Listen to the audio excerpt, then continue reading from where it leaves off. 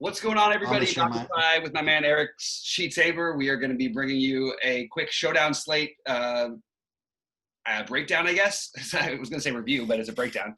And yeah, man, it's a fun Thursday night game. We've got, Seattle, Arizona. We were talking about it on their regular football show, and this would have been the monster chalk game of all the games on the slate. So we obviously have a ton to pick from here. What are we going to do? I guess that's the main question. So let's talk through it a little bit. Okay. I think there's going to be a lot of points scored in this game. Yep.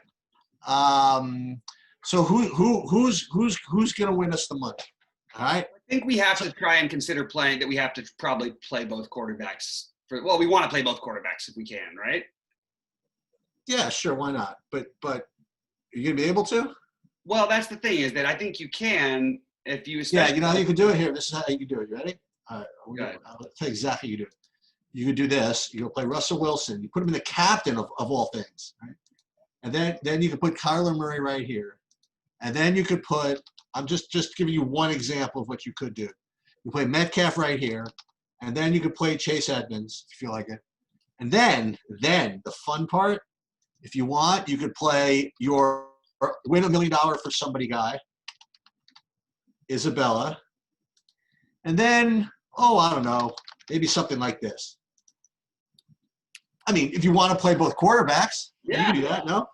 Yeah, I like that. Is this legal? Looks legal to me. I don't know. Yeah, it's interesting. Can't fault you on that one. All right, we're in. All right. For Bobby, this is Sheets. No, it's just kidding. That's pretty funny. I like the so I like some of this stuff. So I like the Isabella thing. I'm really annoyed that they made David Moore. He's my favorite showdown guy to always play with the Seattle guys. Okay. In 4,800, and that's not exactly free.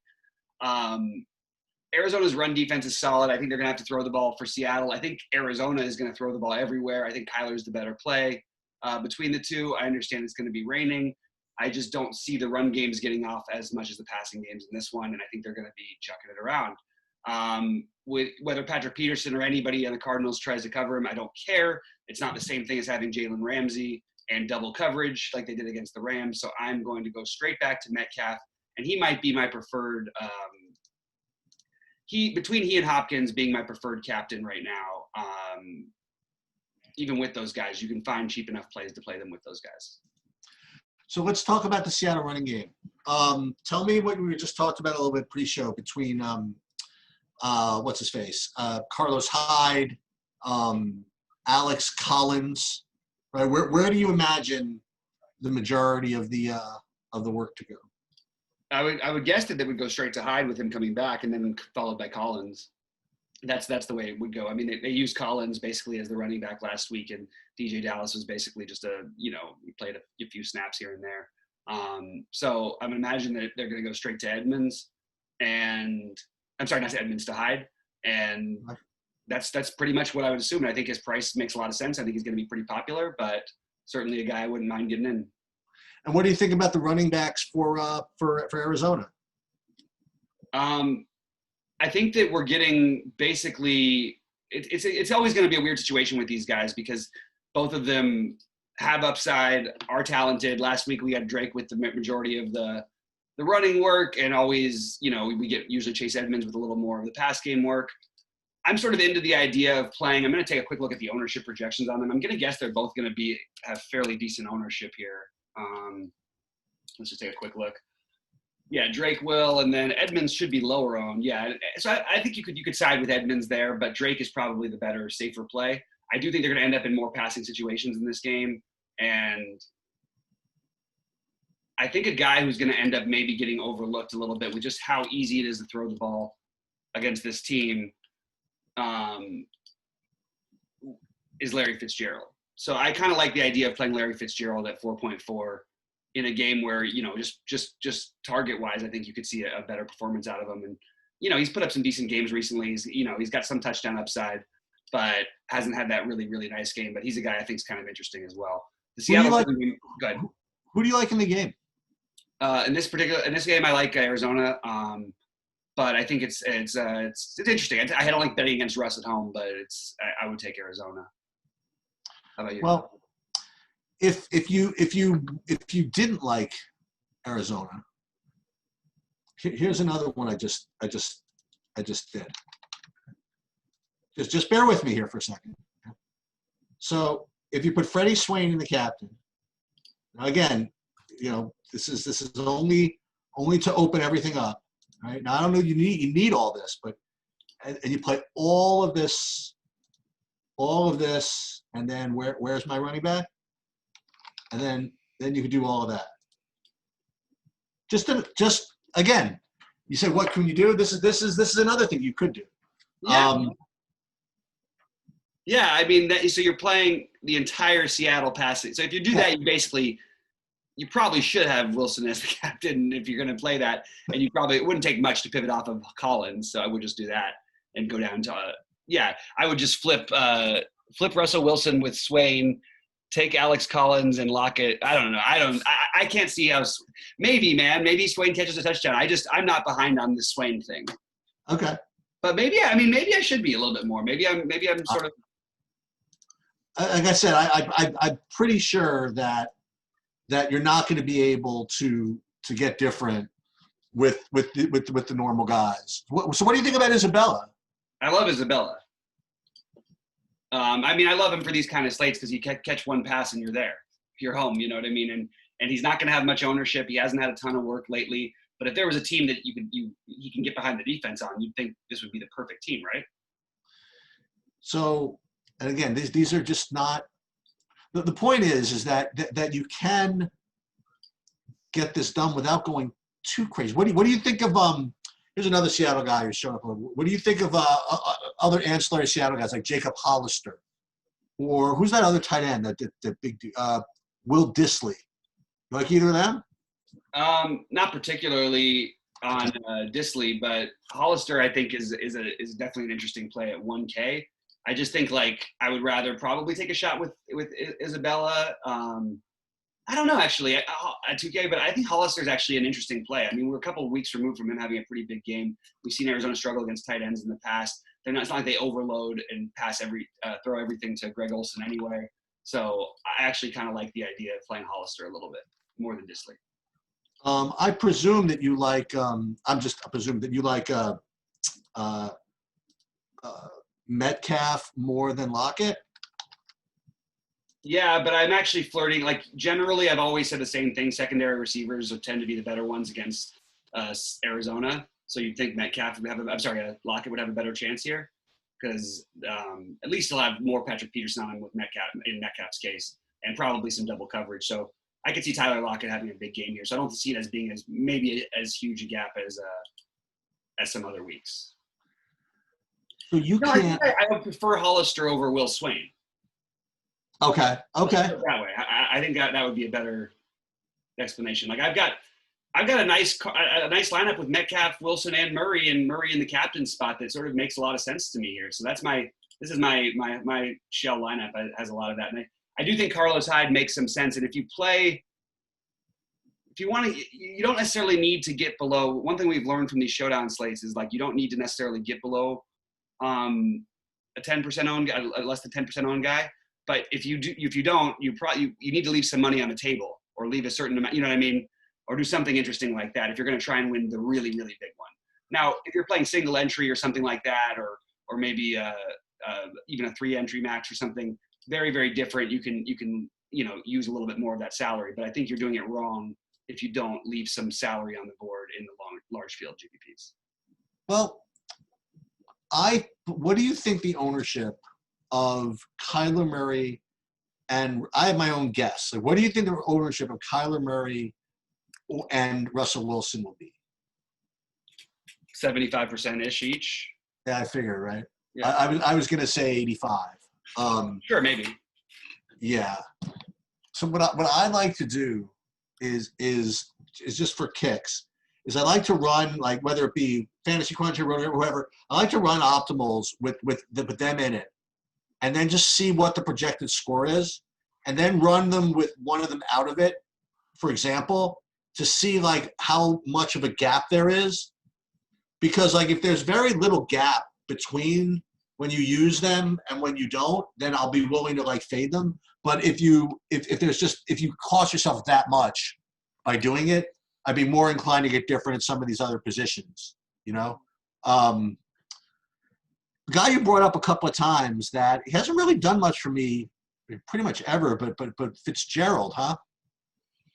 Yeah, I mean, first of all, it's you're talking about a showdown slate, so it's not something he needs to necessarily go crazy on. He definitely can get his fair share of the work in a matchup like this. I think that what's going to happen is, let me just take a quick look at the ownerships for Metcalf versus these other guys, because I don't think that it just naturally would have thought that Hopkins would have been a little bit more owned than Metcalf than he is going to be. So maybe actually it's pretty close between Hopkins and Metcalf. And Christian Kirk won't be too high owned. I'm just trying to go through all their receivers and see where Fitz stands. Yeah, I think Fitz is just going to end up being low owned for a guy who's going to get a decent number of targets. If there's a matchup for any of these guys, receivers to have ceiling games, this is obviously it against Seattle. And by the way, I'll just point out the last time they played each other, Larry Fitzgerald did have his best game of the year with 8 catches at 14 fantasy points in this matchup. They can sort of throw the ball around all over wherever they want to.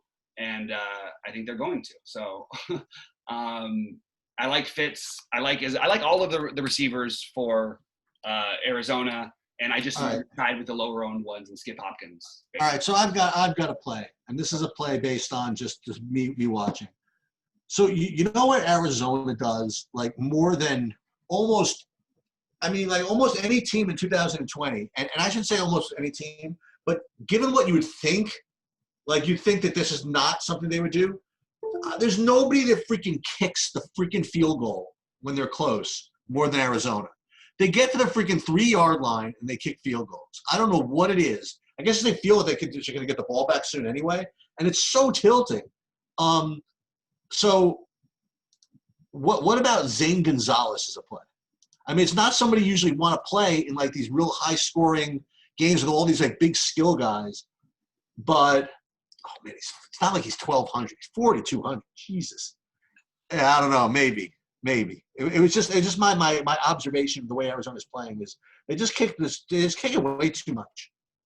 I don't know. Yeah, I mean, it's hard to say. Wait, it's weird because they score plenty of points and they actually have the highest scoring quarterback fantasy wise in football. So yeah, they must be doing. They just move the ball, I guess. And I guess they don't turn the ball over a ton, but.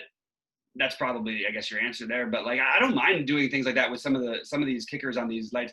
We talked about the other night on the Showdown Slate about, both defenses being interesting. And of course, both defenses were on the winning roster. So this is not a game like that. But Zane Gonzalez, I mean, has had some pretty big weeks here. You've got, 3 weeks of 13 or more, 2 of the last 3 weeks over 16 fantasy points.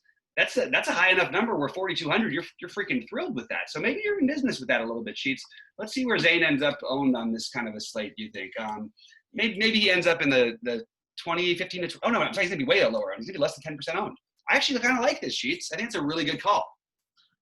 You know what you could do? So here's another interesting thing you could do. And this is – forgot who did this. I talked about this a lot, but somebody actually won like $1 million, I think, doing this. I think the Showdown. So you take – this is just some random lineup, right, just for example, that has 100 left on the table. I mean, certainly nothing wrong with this. But let's say you like whatchamacallit. Well, you like Metcalf more, so let's put him in here just as an example. So Metcalf over there, and then we'll put Lockett in over here just to show you what this will look like, right? So, well, you can't even get him in, but let's just say Christian Kirk.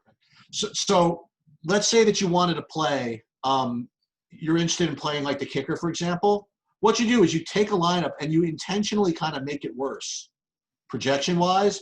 But what you do is you give yourself, like, you leave yourself that much more on the table, right? So you pick guys that are like good plays, but you just still leave the money on the table. Right. Like you take right? So maybe that's how you play Zane Gonzalez. You take another lineup that looks like decent, right?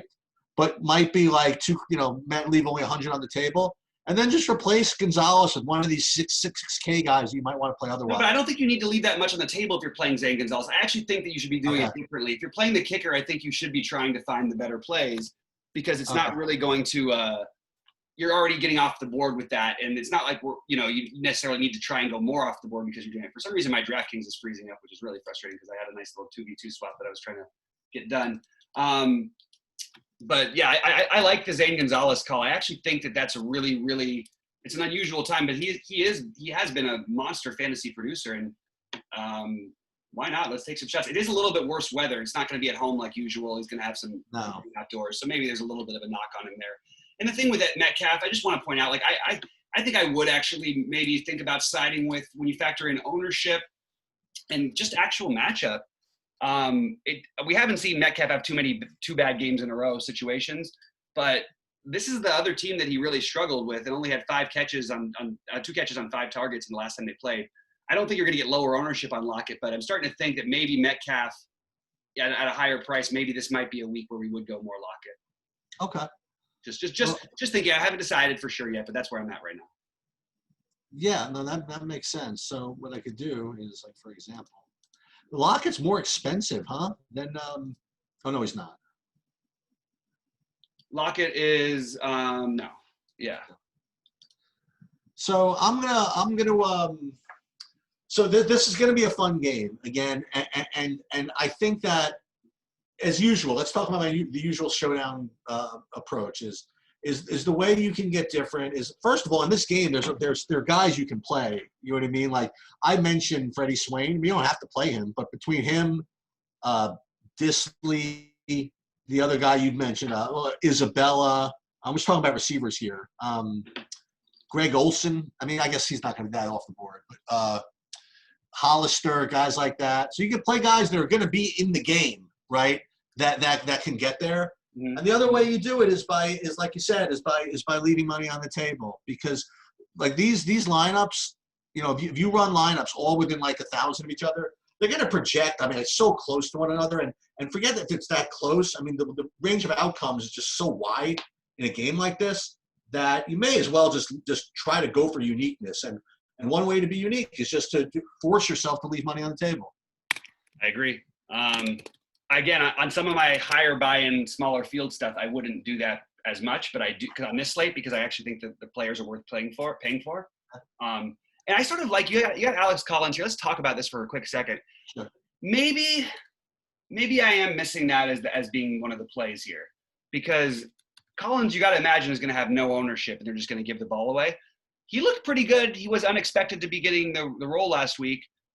Why wouldn't they just use him again a little bit? I mean, I don't know. Why wouldn't they use him some more than we're projecting him for? You know, he's projected for 7 fantasy points, which actually isn't even that bad for his price. And he's projected around 5% owned.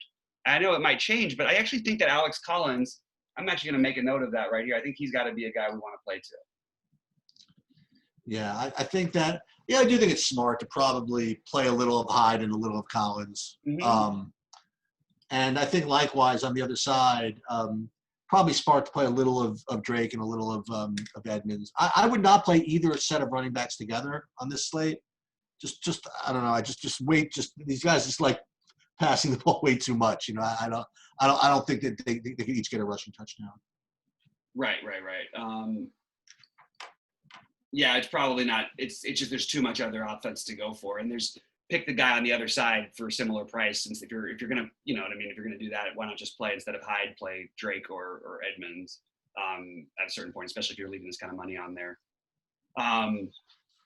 Yeah. So, all right. So what I'm gonna do, just so everybody knows, I'm just gonna play a couple of things on DraftKings just for fun. Again, I consider myself very clueless. I mean, I feel as though I have the right idea with the showdown slates, but I just for whatever reason still consider. I really do consider myself a beginner at these, you know. So I'm just gonna play a couple of these for fun. And on FanDuel, I'll probably play a couple for fun, but I'm gonna try to, you know, just at least do what I said. You know, try to leave money on the table, try to be different where I can, and just, you know, remember this is a one game shot at winning $1 million. You never get that in life. You know what I mean? May as well get in there. Absolutely. And the thing is, like, do something different. I do think for the majority of my lineups, just to say, I will probably still have Murray, Wilson, Metcalf, Lockett. as my main captains. I don't really see any reason to go crazy with other ones as much. I think you can fit in other guys enough other ways. It just seems doable. And there's enough low end plays that like have some upside, like Hollister would be one of them. You mentioned Swain these are not great plays. No. Even DJ Dallas 600, Alex Collins at 3,800. There's enough guys out there that you can play at the lower thing and get. I still like the Zane Gonzalez play a little bit. I think that's one that just hang on a second here. What you got? So this is November 16th. Collins reverted to the Seattle practice squad Monday. Did we miss something on this? Wait, hold on. What's the date of that? That's before. No, he could be back in the rotation for a Thursday night home game against the Cardinals. Okay, no, that's fine. Well, yeah, we'll have to hear a little bit of talk. Going into the practice squad is a good thing. I keep forgetting. Like you got, I guess. Right. I don't know. Right. So he's fine.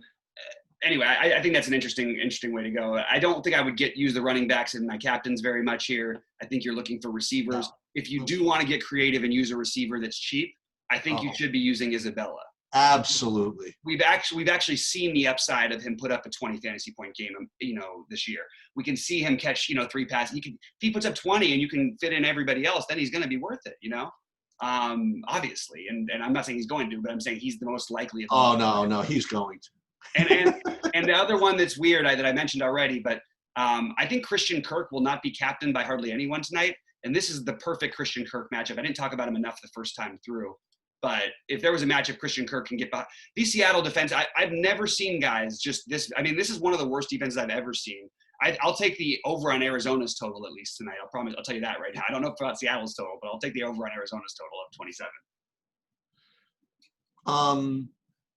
So like a lineup like this, for example, like this one that this is not going to really get you anywhere. But this has at least has no Russell Wilson. It's got the 2 receivers without Wilson. And this has Kirk without DeAndre Hopkins. It puts Isabella in the captain. All right, so maybe this can go places. I don't know. Yeah. So we will see how it works. We will see how it goes. And telling you, one of these days we're gonna have a sweat, and we will figure out a way to go live. If we have a sweat in the last drive in one of these things, we'll figure out a way to include you guys in the sweat. But we'll see. Yeah, and one other last one we didn't do is just a real quick mention. Keep an eye out for if Max Williams is healthy for Arizona or not. I don't love using the Cardinals tight ends in general, but this is a spot where we've got some really cheap options, and we mentioned Disley and we mentioned Hollister. So Dan Arnold should be in the conversation if he ends up being the top tight end for them. And not that we need a tight end spot, but I'm just saying these guys are so cheap. They're another options to get cheap. Max Williams or Dan Arnold instead of Jacob Hollister or Freddie Swain. Okay. Cool. All right. Sounds good. Good luck to everybody. And I guess we'll catch you next week. Yeah. All right, guys. Thanks a lot. And we will talk to you shortly. Later. All right. Good luck, man. I'll catch